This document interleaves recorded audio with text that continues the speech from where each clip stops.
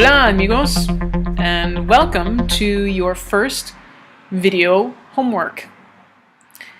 Now in this video, I'm going to explain a little bit further about the flipped learning or flipped classroom that we talked about today on our first day. And I'm going to tell you a little bit about what's expected of you as a student and what my job as your teacher is going to be in this new style of learning. So, are you ready to learn a little bit more?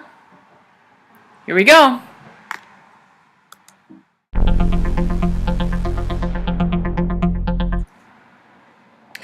In the traditional classroom that you are used to, your teachers stand in the front of the room most of the time, sometimes in the middle, and give you the lesson for the day. You may practice some activities, take some notes, and then you get a homework assignment that you go home and do. But there's one problem. What happens if you have a question about that homework assignment?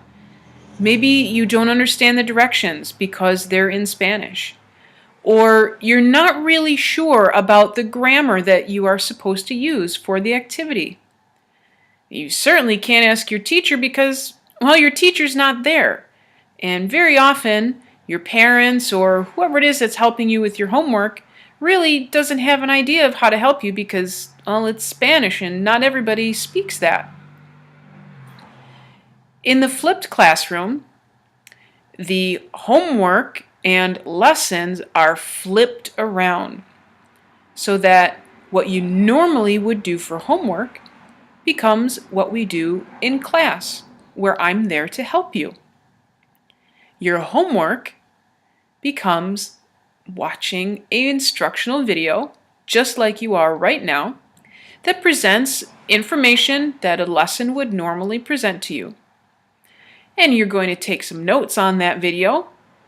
The next day, you come to class, we discuss those notes, answer any questions, and then proceed with our practice activities and reinforcement to make sure that you really understand the concept it was that you were taught.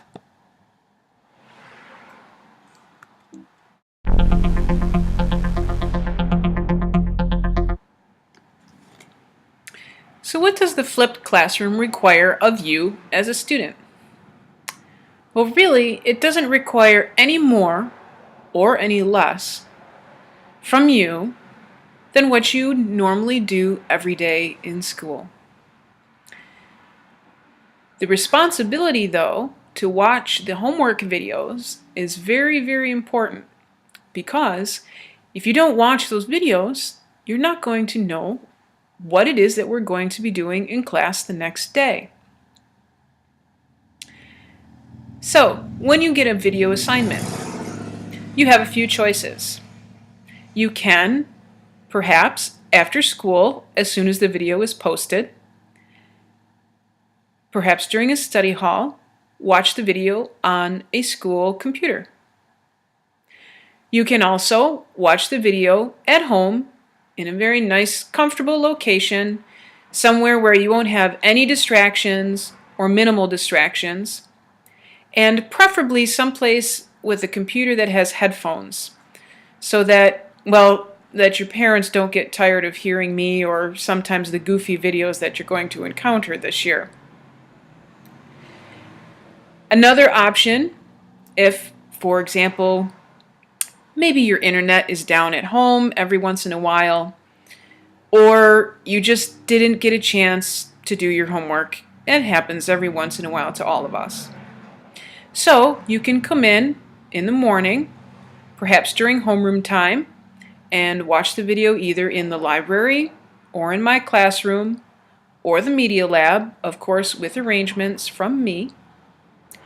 Or you can come during Spanish enrichment at the end of the day to catch up on that video.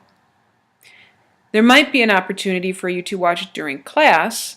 However, that means that you're going to be missing the activities that the rest of the class is going to be doing to reinforce the concept that you should have learned in the video. Now, what are you going to be doing while you're watching the video? Of course, taking notes just like you normally would during a lesson in class.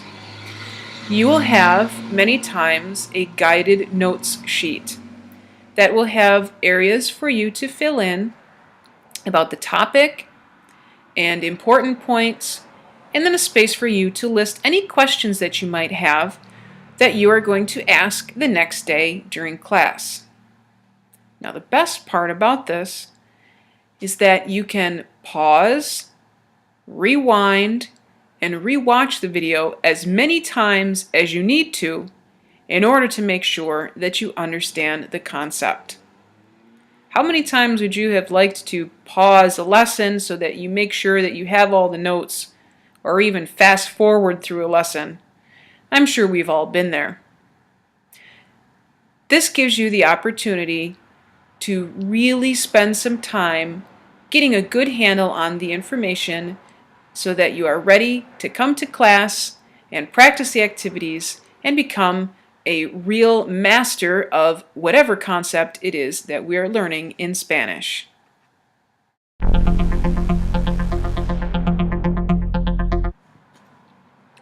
So what happens now during class if our lessons are now our homework? Well, remember those guided note sheets that I told you about? Those are going to be the guidelines for us and the outline that we're going to use to do our activities during class time. Very first thing we'll do is answer any questions that you or one of your classmates may have had about the information in the video. Then we'll do a short review session, perhaps maybe reteach the lesson if it was something a little bit more challenging that several students had difficulty with. And then we will proceed with activities or worksheets or workbook exercises to reinforce the information from your lesson. If at any time during class you have a question about the activity we're working on, or maybe you need a little bit of review, it's not a problem, because as everyone is working at their own pace on their activities, I can take you aside, or maybe a few of your classmates that also have the same questions or concerns, and we can have a very short little mini review to help you get a better grasp of the information that you need to do the activities.